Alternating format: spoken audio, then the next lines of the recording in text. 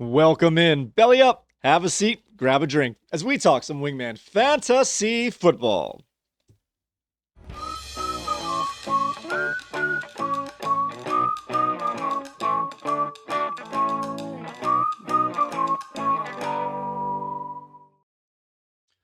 Welcome on into another edition of Wingman Fantasy Football, the League Podcast. I'm your host, Michael Furley, and as always, I'd like to thank all of you, or any of you who may be watching or listening to today's show. It is Wednesday, November 12th. This is episode 191, and we go back in time for the Week 10 Rewind. In this show, we'll close the books on week number 10 and transition into week 11. We'll do so by starting off with some player news. We'll recap week number 10 of the Wingman Fantasy Football League. We'll check in on those updated standings, take a gander at our Goose-o-meter, strap in for a Mike Rant. We'll take a glance at some waiver wire targets, and we'll let you know who took the high score and who's on top of the current standings of the Wingman Jam. And we'll also preview the Thursday night game where the New York Jets look to soar into Foxborough to take on divisional rival New England Patriots. But before we do any of that, I want to make sure that everybody is in the room. Wingmen Assemble! All right, let me start out first by apologizing to you, the audience, and of course, Bernie. We actually did do a recording for our 2-point conversation, but long story short, my mic wasn't on, essentially, and I could not find a good way to kind of piece it back together and recreate that. And I just have to apologize because you guys missed out on we had a great conversation. It was like 3 hours long, and and we went well in depth, and we enjoyed the Dolphins victory there. So we had a really good conversation, but being that it was so long, I couldn't find a way to piece it together with what we had. We had Bernie talking by himself, me quiet, and the sound effects going on as well. So I do apologize for that, guys. Thanks for joining us back again, and we'll get that next week's 2-point conversation to you the right way. And now the theme for week 10 was major upsets in our fantasy football league and on the NFL field. And we had some huge movement in the Wingman Fantasy Football standings. All right, guys, let's take a look at some player news.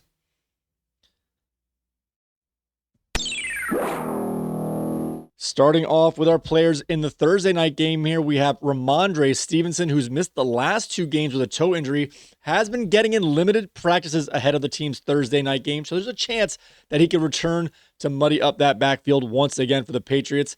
Along those same lines, Terrell Jennings, who was forced out of the last game with a knee injury, has been also getting in limited practices, and he too may return. We're not sure yet with these two guys, but they're working their way towards a return. Whether they actually get back on the field in week 11 is yet to be seen. Kayshon Boutte, who missed week 11 with a hamstring injury, has also been getting in limited practices ahead of the Thursday night game. Again, he might get back on the field as well. And I don't know if you noticed or not, but Travion Henderson, who did have a breakout last week, did tweak his knee in the middle of the game.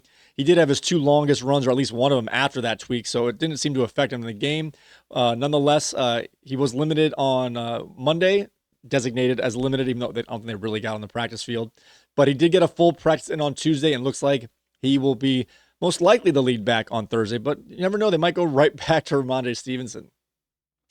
Speaking with our Jets here, I'm kind of going out of order on my notes here. Garrett Wilson, who left Sunday's game in the second half with a knee injury, aggravating the same knee injury that kept him out of a game prior, is now expected to be out 3 to 4 weeks, and he's expected to miss the Jets game on Thursday night.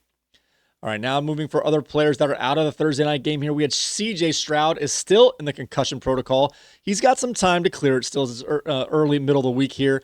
But if he cannot clear the concussion protocol, Davis Mills will get his second start in a decent matchup here against the Tennessee Titans. Travis Hunter, who they put him on the IR with a non-contact knee injury where his ACL was intact. Well, he's getting his LCL repaired. He's having season-ending surgery, so the rookie's season is now over. However, the recovery time for the LCL is a lot less than the ACL and PCL, so he should be back in about 6 months, meaning he should be ready to go for the start of the 2026 season.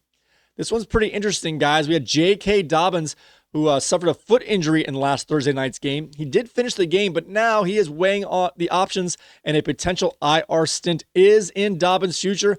This news might come out anytime later today or tomorrow. Keep an eye on this one, as RJ Harvey, who's been relatively effective with only a few carries per game, might get a huge bump in workload unless they move Tyler Badie ahead of him to split some more carries. This is crazy, guys. Joe Burrow has had his 21-day practice window open. He has begun practicing this week, guys. The star quarterback is eyeing a return for the team's Thanksgiving night game against divisional rival, the Baltimore Ravens. This is the way I look at it here. They're open his window. They're going to try and get him to go. That's why else would you do that, of course. And I think they wanted to get this opened early because they wanted to come back as early as possible. And now, if you're not aware, if they don't activate a player once they've opened that window by the end of the 21 days, his season is over. So I think they're going to kind of see how these next 2 to 3 games go. If they can win 2 out of these next 3 games, they'll probably activate him. If they go 0-3 or maybe even 1-2, they might just let him rest for the rest of the season. So this is good news that he's trending towards a potential return, but I think the actuality of his return is going to be based upon how the team does in the next 2 to 3 weeks, while he's starting to ramp up and potentially get back onto the field. So great news that he's getting healthier, but it doesn't mean he's automatically back yet. Congratulations to all those managers out there who picked him up a week early as per our advice. So you have a chance to get a top 5 quarterback, at least in preseason rankings, on your roster for your playoff push. All right, another quarterback here, Jackson Dart, is in the concussion protocol. There hasn't been any updates as practices are just going to start on Wednesday, official practices. But with Giants firing Dable, their head coach, I'm not really sure if Darton misses, who's actually going to be the starting quarterback. Will they go to Jameis Winston or Russell Wilson? Wilson has been awful, and Winston, we haven't seen him on the field at all this season. So I'm going to assume at this point Jackson Dart's probably going to miss, as most players miss at least one game when getting into the concussion protocol. And being that he's been not diagnosed, but been screened 4 different times for a concussion, I'm thinking there's a pretty good chance he's going to miss, but I really don't know who's going to be the starter, Wilson or Winston. So just keep that in mind. Don't assume it's Wilson at this point. Isaiah Pacheco, coming off their bye week for Kansas City last week, says they say he's still going to need a couple weeks before he's able to return to the lineup. So Kareem Hunt should still be the main back, sprinkled in there with Brashard Smith. Now for San Francisco block here, Brandon Ayuk will once again not have his 21-day practice window opened up this week, which means he's still going to have 2 to 4 weeks before he's able to return. And I'm wondering now if this is just a lost season for Ayuk, as we thought he might be activated about now or maybe a week or 2 prior. This is just going to put him into that week 12 at the earliest for a potential return, and that doesn't even seem likely at this point. Staying with the 49ers here, the team is hopeful but non-committal on the availability of both Ricky Pearsall and Brock Purdy. They've both missed a ton of time lately, and they've always been optimistic that they might return to practice or ramp up their practice activity in the terms of Brock Purdy. However, we don't really know their true availability going into week 11, but it seems like they're getting closer, but I don't know what that really means in terms of getting on the field. Tight end Dalton Kincaid for the Bills is considered week to week as he's dealing with that hamstring injury that forced him out of week 10. I expect him to miss at least this week's NFL game, but of course we will double check that later in the week. Romeo Doubs left the team's Monday night game early with a chest injury. Being that they just finished on Monday night, they're not going to get a practice until Wednesday or Thursday, so we don't have any updates there. Just keep in mind here that they actually moved Bo Melton from the defensive side of the ball back to the offensive side of the ball, so they are slim at receivers, as they have at best 3 guys who are always questionable, and at worst 2 guys that are always out. Keep an eye on Jaden Reed, who might have a potential return in the next 1 or 2 weeks. That might be a sneaky pickup if he's out there on the waiver wires in your league. I would look to get him now, similar to the Joe Burrow pickup last week or the week prior. Throw him in your IR spot and see how this shakes out. If he can get an increased snap count whenever he does come back, he's their most dynamic receiver. He's just kind of more of a part-time player. So just keep that in mind. All right, we got Chris Rodriguez, who outsnapped Ja'Cory Krosky-Merritt last week, is now dealing with a shoulder injury. There hasn't been many updates as they're traveling to Spain as they play the early Sunday morning game against the Dolphins here.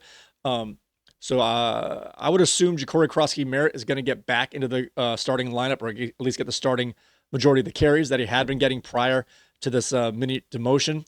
But there's also a chance that Jeremy McNichols might get a boost, but he's kind of a third down back. So I see Krosky-Merritt getting back into good graces here if Chris Rodriguez cannot go. And I was going to say we mentioned it on our 2-point conversation, but you never heard it. Bam Knight left Sunday's game early with an ankle injury. If he misses any time, Amari DiMercato, we keep saying it here. I'm not saying he's a better back, but he fits into more of the 2-minute drill, third down back, playing from behind situations here. And Jacoby Brissett has been awesome in terms of getting points on the board. However, they are playing from behind quite a bit. Amari DiMercato is a decent chance and limited touches to have some production for the Arizona Cardinals.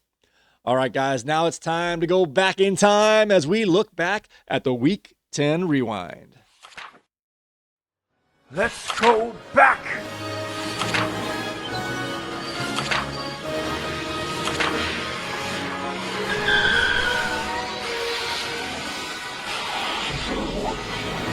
Week 10 Rewind. All right, guys, starting off with our first game we're going to go over quickly here is Michael's Amazing Spidey. That's yours truly, up against Paul's Cubert Rage.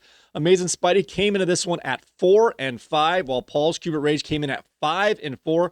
Both these teams started off very slow with their seasons, with Amazing Spidey at 1-4 and Cubert's Rage at 0-3 to start the year. And they've both been turning their season around a little bit here. And Amazing Spidey took this one down as Paul's Cubert Rage had a couple of tight ends leave the game early. Amazing Spidey won this one 100.1 to 80.17. This is now Amazing Spidey's third win of the last 4 weeks. And Paul's Cubert Rage has won 5 of his last 6. So he's or 5 of his last 7, I guess. He's been doing pretty well overall as well. Both these teams are now 5-5 and tied in the standings.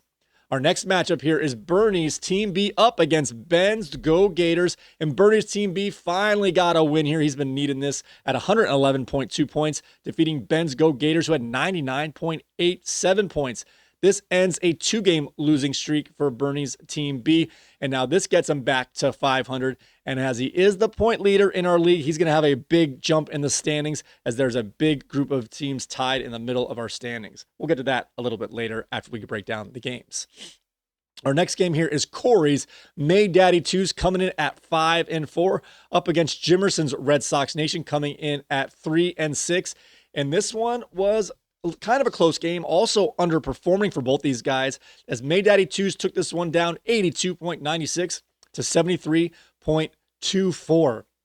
This is now a 2-game losing streak for Red Sox Nation, and he has now lost 5 out of his last 6 games. Our next game here is Brian's Under 40 up against Ken's The Fantastics. Brian's Under 40 came in at 6-3, and the Fantastics, off a very narrow victory the week prior, came in at 5-4. But the Fantastics is on that every other week. He wins one, loses one, wins one, loses one. And this time, after the win last week, he lost this one as Brian's Under 40 took this one down 120.1 to 90.17. This is now a 2-game winning streak for Brian's Under 40, and he's won 3 of his last 4. All right, guys, now it's time to get a little deeper dive here in some of our other matchups here. We're going to start out with our shootout of the week. We have Alex's They Took Our Jobs coming in at 4-5 up against Andrew's Crazy Fish, who was on a 4-game winning streak, also at 4-5. But Alex's They Took Our Jobs had a dominating performance, getting 143.02 points, defeating Andrew's Crazy Fish, who had 104.37. For Alex's They Took Our Jobs, he was the highest scoring team of the week.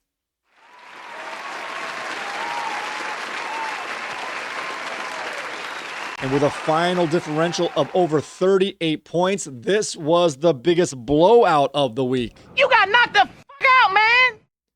This ends a 3-game losing streak for Alex's They Took Our Jobs. And unfortunately for Andrew's Crazy Fish, it ends his 4-game winning streak, and he was the highest scoring loser this week. It's all there, black and white, clear as crystal. You get nothing. You lose. Good day, sir. All right, how did Alex, as they took our jobs, get to this monster score of over 143 points? He had his best players rebound from super duds the last couple of weeks, starting off with Jahmyr Gibbs at 36.7 points. Baker Mayfield had 22.92 points, and Kyren Williams Release the Kraken. had 21.4 points. He's heating up. His kicker chipped in with a great day as well. Jason Myers for Seattle had 16.2 points, and Stephon Diggs had 13.1 points. There were no duds in the starting lineup for Alex as they took our jobs, and no one on his bench who could have played any better than any of his starters. He played the optimal, the most perfect lineup in the chef's kiss of managerial decisions this week for They Took Our Jobs, and he also made it through the week without any major injuries. Now for Crazy Fish here, he had a great week. He's been on a great run, but he just ran into a buzzsaw. Nothing you can do. He did have some top players here who are definitely worth mentioning, as Trey McBride of Frankenstein. Alive! It's alive! It's alive! He has been rolling, has been getting high scores for 4 or more games in a row now. He's chugging along on that train at 23.2 points. He had his Drake London, his receiver, Drake London in Berlin, have 21.4 points on Sunday morning. He's heating up. And he had Daniel Indiana Jones Hey, lady, you call him Dr. Jones. also chugging along on that train, getting 19.5 points. He gets a little bit of a leeway as he was a free agent pickup, so all he has to do is get 19 points or more to be considered a top performer, and he's done that for almost every game this season, to be honest with you. He also had a nice bounce back from Woody Marks at 15.1 points, and Troy Franklin, a sneaky play on last Thursday night, had 12.5 points. Both Woody Marks and Troy Franklin have scored at least 11 points in 3 of their last 4 games. Crazy Fish also had no duds on his in his starting lineup. He did have a kicker who played a little better than his starter. At Tyler Loop had 13.4 points on the bench, but at a 38-point loss here, those couple points weren't going to make the difference. Crazy Fish also made it through the week here without any major injuries. All right, we're going from our highest scoring combined game of the week to our lowest scoring combined game of the week, but low scores aren't always uninteresting. This was our closest game of the week as we had Nick's Waddle away up against Katie's King George, and King George was favored going into this game by 11 projected points. It came down to Sunday night with Waddle away's points all in the books. King George was down by 24.5 points with 2 Chargers in her starting lineup, Justin Herbert and Quentin Johnson, but they could not get to that threshold, and she lost this game by 3 points. This was our less than 3 points. This was our closest game of the week. The score was 74.39 to 71.45, and man, oh man, we had an upset. Average Joe's wins in a shocking upset. I feel shocked. Waddle away came into this one at 4-5 and now gets back to 500 at 5-5, while King George, who came in at an impressive 6-3, still in good shape, but falls down to 6-4. All right, let's see what players, even though there was low scores, we have to see what players helped them get to this potential, to get to this victory here. Waddle away went with 3 tight ends in his lineup, and let's see how they did as a group here. He had one make his top performer, Jawan Johnson, at 17.2 points. And Travis Etienne Senior Muy Bien had 14.7 points. He's heating up. And Jake Shakin' Bates. Shake and bake! Sorry, it's ridiculous. Jake Shakin' Bates had 12.8 points. Now for the duds, like we said, he started 3 tight ends. 1 as a top performer, 2 were duds, as TJ Hawkinson had 1.8 points and Hunter Henry had 1.4 points. And he had no one on his bench who could have helped, and he had no injuries. Now for King George, she only had 1 player who was on her top performer, and a very surprising player indeed, who was her Seattle defense at 19.75 points. But she lost this game with her duds, as Cortland Sutton had only 3.9 points, and Brock Bowers, after a 37-point game last week, could only get 3.6 points. It would have been tough to make the call here, but she had some players on her bench that had some big scores that could have given her the victory. Tyler Algier outscored her actual starting tight end of Bijan Robinson. Tyler Algier had 17.7 points on the bench. And Jerry, the Judge Judy, had 16.8 points on the bench. King George also made it through the week without any major injuries this week. All right, our last game. Oh, man, this was our upset of the year. This is similar to the Miami Dolphins taking out the Buffalo Bills. All right, we're going to get right into it. Reggie's Lions coming in at 1-8, last place out of 14 teams, up against Jeff's Always Right, coming in at 7-2, and has been in first place for the last 5 weeks or more. And man, oh man, did we have a monster upset. Average Joe's wins in a shocking upset. I feel shocked. Lions gets his second win of the season and ends a 4-game losing streak. And for Always Right, he ends his 2-game winning streak. So these guys are heading in opposite directions, and they met here. All right, the score was actually a pretty good one here. 114 even for Lions, so he cracked the 100 mark. And Jeff's Always Right did pretty good at 90.42 points. All right, let's see what players helped Reggie's Lions get this improbable upset victory. Starting off with the man I've been trying to trade for all year, and he held on to him every chance. Travion Henderson at 27.5 points. And Matthew Stafford at 27.2 points. He's on fire! This is now 5 of the last 6 games where Matthew Stafford has scored at least 27 points. Simply amazing. And at 20.5 points, his rookie receiver, it's Emeka. It's electric. Boogie, boogie, boogie. Emeka Abuka came in with 20.5 points. He did have one dud in his starting lineup as Christian Watson had 5.5 points, but he could have gotten even more points if he would have put in rookie Tez Johnson in the lineup, as Tez Johnson had 18.2 points on the bench for Lions. As with all our other games here, Reggie's Lions made it through the week without any new or major injuries. Now for Jeff's Always Right, he went streaming this week as he had to sit Patrick Mahomes due to a bye week. He picked up Jacoby Brissett, and he came through once again as Brissett had 23.42 points, and he has scored over 23 points in every single game that he's been the starter for the Arizona Cardinals. We're going to give him the streaming treatment this week. We'll cross the streams. Excuse me, Egon. You said crossing the streams was bad. And his super steady running back here at Josh Jacobs scored a touchdown once again, getting 19.2 points. He's heating up! And Puka Nacua Hakuna Matata. had 14.9 points. He's heating up! He did have one dud in his lineup at Kyle Pitts at 4.8 points, but there was no one on his bench who could have improved his score enough to get the victory. And once again, Always Right made it through the week without any major injuries. All right, now that we've gone through all of the action in this week, let's see where our standings finished off. We had a lot of movement this guy, so let's take a look at the updated standings. First of all, at the top, we have a new person in first place. This is the first time we've had a change in about 5 or 6 weeks here, as Under 40 has now moved to the top, tied with Always Right, but has more points. They're both at 7 and 3, so we have a little shift there. Maydaddy 2s moves up from 5 to 3rd at 6 and 4, while King George drops a spot from 3 to 4 at 6 and 4.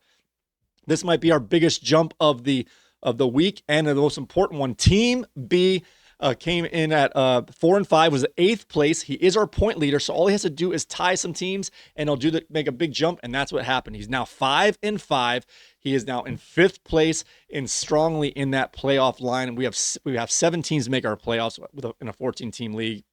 So a big jump from outside the playoffs to inside the playoffs. Hubert's Rage had a drop from 4 to 6. Go Gators drops a spot from 6 to 7. They took our jobs with another big jump here from 11 to 8, just outside the playoff line here. But he is tied for that for 5th place here and only 1 game back from 3rd place. The Fantastics holds on at number 9 here, falling 2 spots.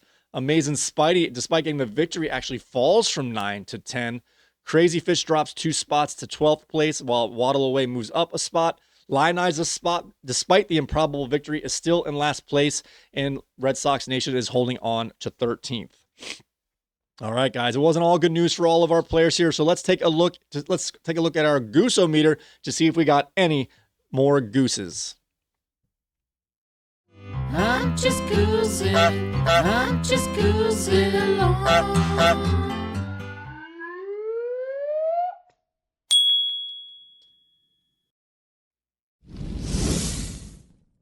All right, we did add one more goose this week. We are now up to 14 gooses as a league, and it's not just players that get gooses out there, like Garrett Wilson was a goose, but not in a starting lineup. To get a goose, they've got to be in your lineup to give you 0 points. Despite Team B, Bernie's Team B, getting the victory this week and having Jonathan Taylor get almost 50 points, he had DJ Moore in his starting lineup who got a goose this week. Team B now has 1 goose on the season. So now we've had, I think, what do we have? 1, 2, 3, 4, 5, 6, 7, 8, 9, 10. 10 of our 14 teams now have a goose. But May Daddy 2s, despite being 6-4, has had the most gooses at 3 gooses in his starting lineup this season. All right, guys, it is now time to get into this week's Mike Rant. Baby Rant. Karen Rant. Monty. I don't care whose fault it is. I'm going to tell you exactly what I think. Mike Rant.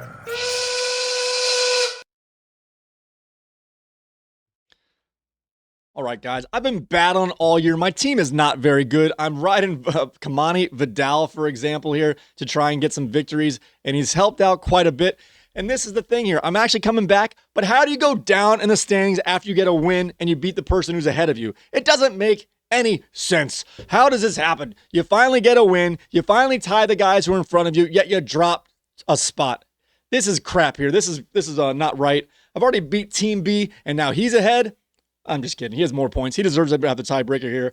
But it is kind of weird that you win a game and fall in the standings they took our jobs having 140 points this week. He jumped up, as did Team B here. So that's how that went down.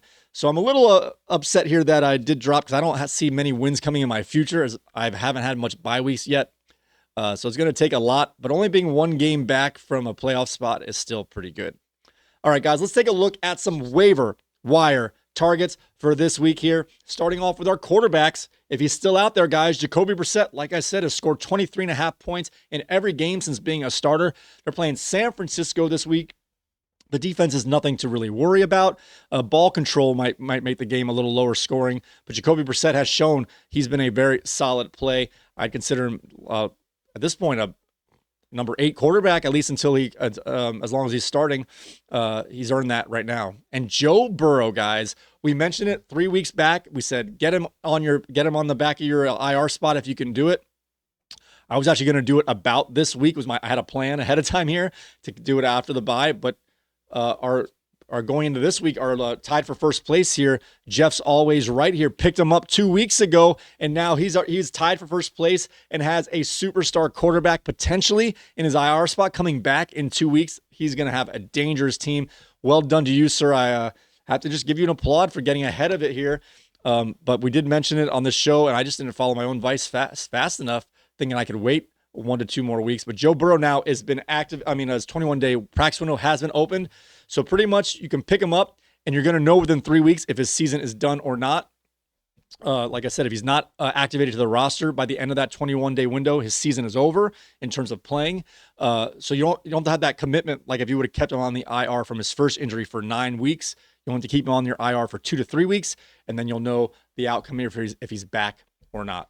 All right, Marcus Mariota, he's not good for the Commanders, but he's decent for himself here. He's not a big-time high scorer, but he's going to get that 18 points or so as he has that rushing upside. So keep that in mind. They're playing Miami. It's the game in Spain this week, so it's an early game. Generally don't like those, but last time Miami had a great victory, they were awful the following game. So I'm not sure if Miami can string 2 good games in a row. Another quarterback here, Tua Tagovailoa. He's actually might be my start of the week. We're going to get a little preview here. They're playing against the Commanders. The only thing I don't like about this is that it's the abroad game. But Washington has given up tons and tons of points the last 3 weeks to Kansas City, Seattle, and I forget the third team. Shoot, we mentioned it before. Nonetheless, they've been good quarterbacks, but not great quarterbacks, minus Mahomes. So it depends on how you consider Tua Tagovailoa. Can he take advantage of this good matchup? Right now, Washington is the team to target in terms of passing attack here. So Waddle is a must-play this week, and Tua Tagovailoa is going to be a streaming quarterback this week. If he's out there, this would be the week to get him and potentially play him, especially if you have guys out due to injury and or buys. Davis Mills, not sure if he can recreate what he did last week as he got most of those points in the fourth quarter in a big-time comeback effort against Jacksonville. They're playing Tennessee, which generally is a soft matchup. That doesn't mean the quarterback's going to get the points. It just depends if you want to chase those points. I have him on the bottom of my list here in terms of that, but he has a good chance to start, and he does have a great receiver in Nico Collins. Sometimes these backup quarterbacks just throw over and over and over again to the best player on the offense. Now for our running backs out there we might be looking at here, I mentioned it in the news here, both these guys. Amari DiMercado up against San Francisco here. Again, he's just been the most efficient running back for the Arizona Cardinals. He's not getting a ton of work, but with Bam Knight banged up, Michael Carter being promoted and demoted and cut over and over again, they obviously don't have big plans for him.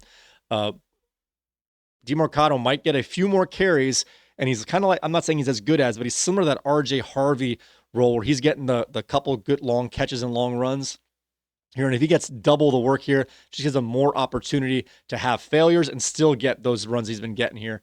So Amari DiMercado is probably the top of my list here in terms of running back pickups. Not an automatic start, however, but it depends how desperate you are. We all are missing some guys out there.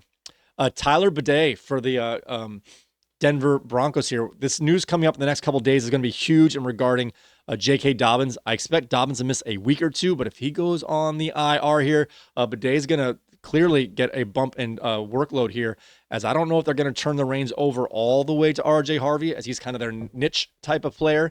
So keep that in mind, as Tyler Bidet might be a sneaky pickup here. I don't like the matchup against Kansas City. Not going to lie about that. So this is more about how long J.K. Dobbins is out for, as they are Denver's playing Kansas City this week. They're on bye in week 12, and then I'm not sure they play in week 13. But again, these next 2 weeks are not games we want to play Denver running backs if we have options. But again, if we find out J.K. Dobbins is out for an extended period of time, then get him now, hold on to him, and from week 13 and forward, you might have an option to play this type of player. Now for wide receivers, we've got Demario Douglas and Kyle Williams for the Patriots here. You might have to make a decision here. Kyle Williams is a speedster rookie, only had a couple targets last week, only has a couple catches this year, but he did have that 70-plus yard reception for a touchdown this past week.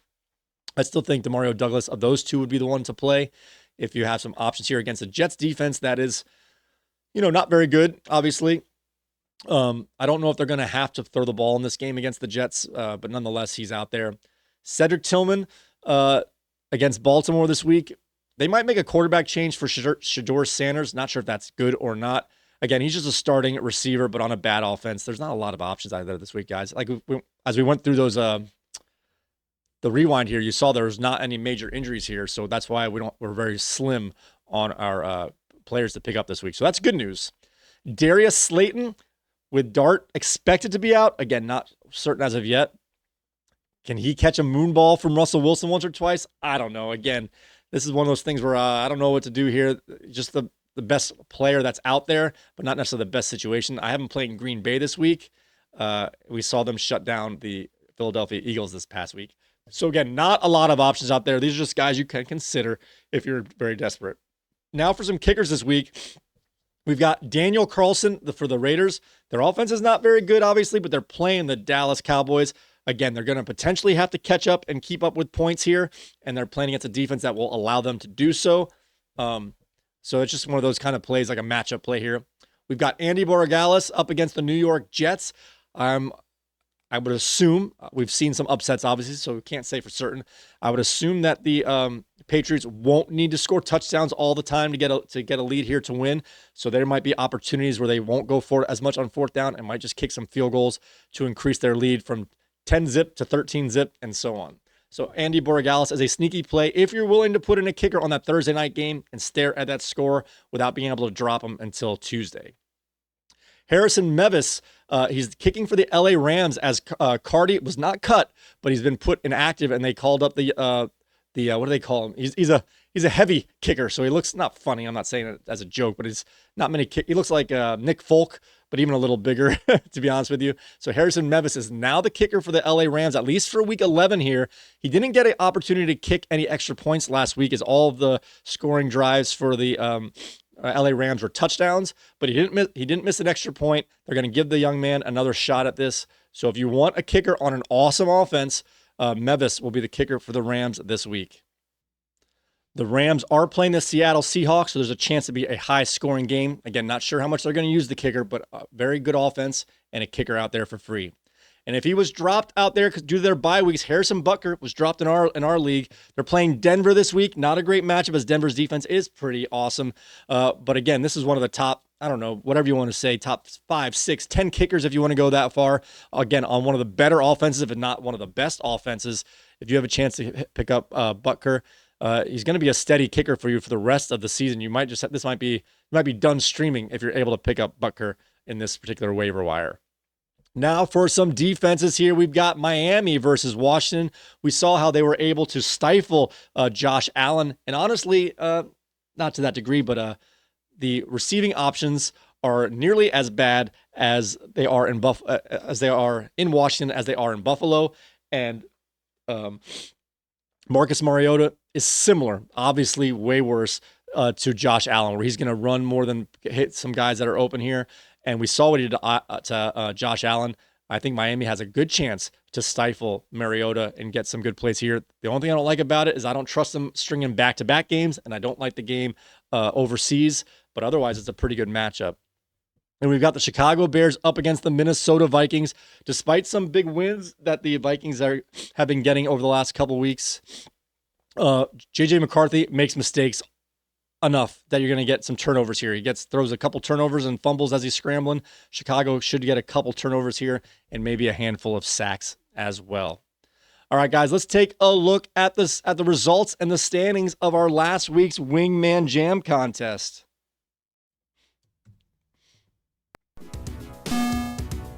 Wingman Fantasy Football. Wingman Jam with Bernie the Bounty Hunter and Amazing Spidey. Boom shakalaka.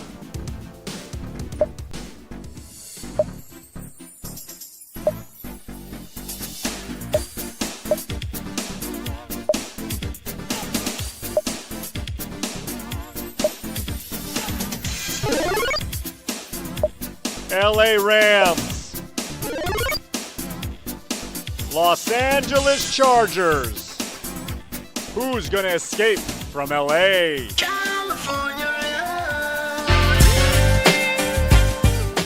All right, Bernie took his pair of LA Rams as he went with Stafford and Puka Nacua, while I took the other team from LA with Justin Herbert and Ladd McConkey, and the score was kind of close, about a 9-point differential here at 42.1 points for the Rams and Bernie, and 33.4 points for me. What's brunch? You'll love it. It's not quite breakfast, it's not quite lunch, but it comes with a slice of cantaloupe at the end. You don't get completely what you would at breakfast, but you get a good meal. Bernie takes this one. Team B wins. So Bernie takes this one between him and I, but we had another player out there as Andrew from our audience joined us, trying to get his chance, get his seat into the Wingman Jam Showcase Showdown in Week 14, and he came through with a monster performance, our highest scoring Wingman Jam total of the season at 61.5 points with the Lions, Jared Goff and Jahmyr Gibbs. Well done, Andrew. Let's take a look at the updated standings after our third week of phase number 3. A reminder, the top team here will earn a seat in that Showcase Showdown, and Andrew F. holds on, getting 11 points with his first place finish of this phase, and he has 2 second place finishes. Well done, sir. Well done. We will see you in Week 14 going for his swag here, as he's going to have a chance to play for a Wingman Fantasy Football, some swag and a t-shirt here. So congratulations to you. Way to go. Friendly reminder here, you guys as we go into our next phase. So we're starting all over. The standings are wiping clean. We're going to play here from week 11, 12, 13, and the winner of that group of 3 weeks will get the second seat in the Showcase Showdown to play against Andrew. A reminder, Andrew, you still can play this. If you can win this fourth phase as well, you will lock up the winnings here, as you can't beat yourself, obviously. So that's a way. So don't stop playing. Well, you have an option. You can either stop playing and save up some better options to pick up, as you can't pick the same team twice in a year, or you can go for the win now and just lock it up and not have to play with the stress of a one-game battle here. So nonetheless, congratulations to you, and we'll see if you can win. You made it in the Showcase Showdown in week 7 in our first half of the year. Let's see if you can take it down in week 14.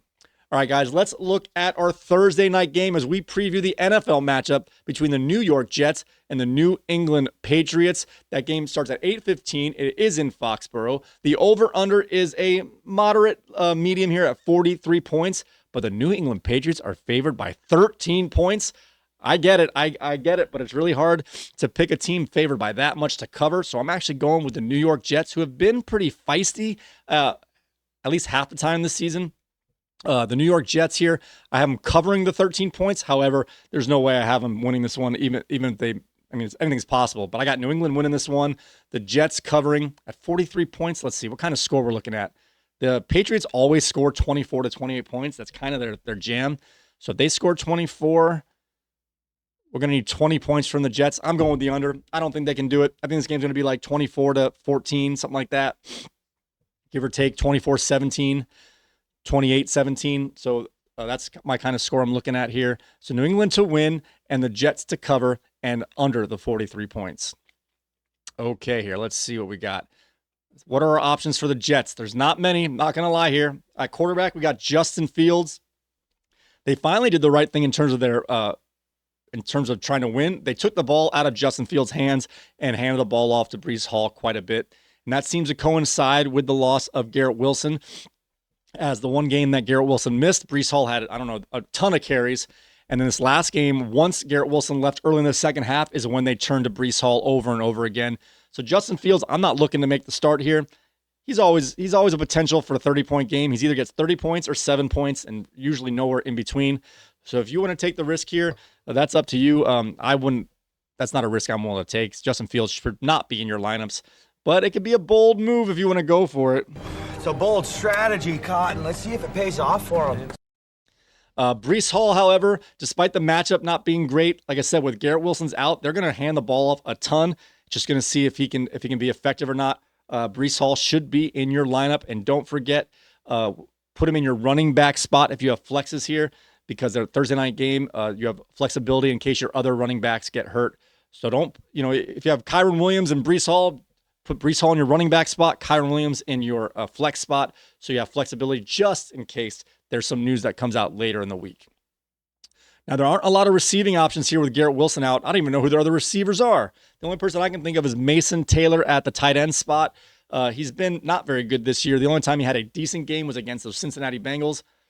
He is the only option here. But again, if we don't expect Justin Fields to throw the ball more than 15 times, we don't expect Mason Taylor to get more than 2 or 3, 4 catches. I would not play Mason Taylor at all, tight end or flex. And Isaiah Davis is in the backup to Breece Hall, but they've really turned to Breece Hall quite a bit more since holding on to him from the trade deadline here. They're going to ride him out. He's also going to audition for some contracts here. So pending any injuries, of course, Isaiah Davis is not someone you're looking to play. I would not be afraid to roster him, I guess, as he's the next man up on a really bad team, but nonetheless, he's not worth playing. All right, now for some more interesting options here when it comes to the New England Patriots. We got Drake May, who hasn't had those big ceiling games, but he has an awesome floor. He's pretty much between 18 and 27 points every single week. I would assume he would maintain that this week. We'll see for sure, of course. Drake May should be in your lineup.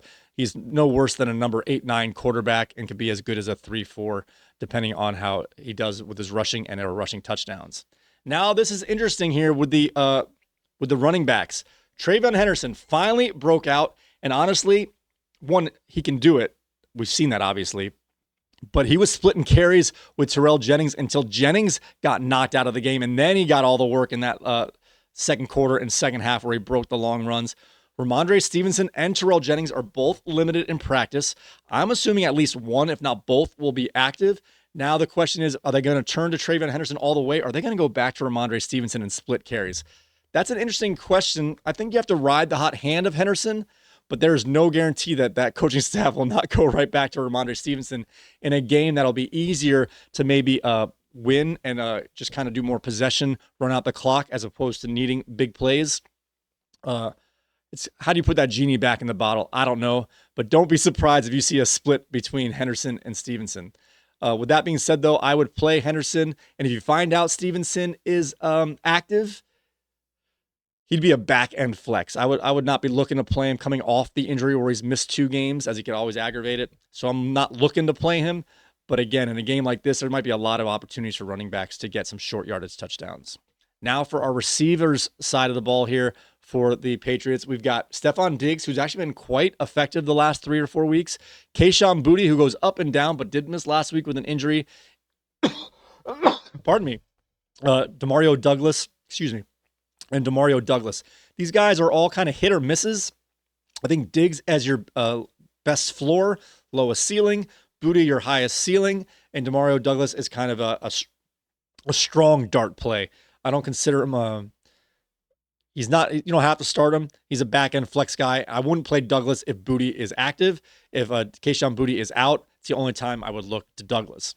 Kyle Williams and Hunter Henry, these guys I consider super desperation plays. I'm not looking to play either of these guys. Hunter Henry has really not been performing much lately. I mean, there's always a chance for any of these guys to do anything. Kyle Williams had a very impressive touchdown last week, but it was his only catch of the day on 2 targets here. So again, on a Thursday night game, I'm not looking to go out of my way to put dart throws in my lineup on Thursday night games. I don't want to stare at these low scores for 5 days without being able to drop these type of players. All right, so we got Breece Hall as a start. Justin Fields, I would avoid. Taylor, I'd avoid. And now for the New England Patriots, I'd play Drake May. I'd play Henderson. I'd consider Stevenson. And then at the receivers, I'd consider Diggs and Boutte if all 3 are healthy. I'd consider Diggs and Douglas if Boutte is out. Kyle Williams and Hunter Henry, I'm going to avoid this week. All right, guys, thank you so much for joining me once again for another edition of Wingman Fantasy Football, the League podcast. Don't forget you can find us on your favorite podcasting platform, including Apple Podcasts, Spotify, TuneIn Radio, YouTube Music, Amazon Music, iHeartRadio, and the Odyssey app. Just search Wingman the League, and we'll come to the top of your search. Hey, while you're there, guys, click a follow and leave a 5-star rating and/or review. And don't be afraid to leave a comment. I appreciate that. Again, once again, want to apologize for not getting out our 2-point conversation. We did do it. It just wasn't quality enough to put it out there, as it literally was 50% silence to 50% Bernie talking to what it would seem like would be the air. And I couldn't find a way to make it worthwhile for you guys. So it was a waste of all of our time. So I apologize to Bernie for the waste of time. I apologize to you guys for not getting out. Thank you for your understanding, of course. But if you do want to see our beautiful bar room here with our Thanksgiving decorations, our graphics, and all that other kind of stuff here, go ahead and check out our YouTube channel at wingmanfantasyfootball.com/YouTube or youtube.com/@wingmanfantasyfootball. Wrong button. When you head over there, guys, do me the favor, hit that like button, subscribe, hit the notification bell, and go ahead and leave a comment. Let us know which games you want us to preview, the top 3 votes out there.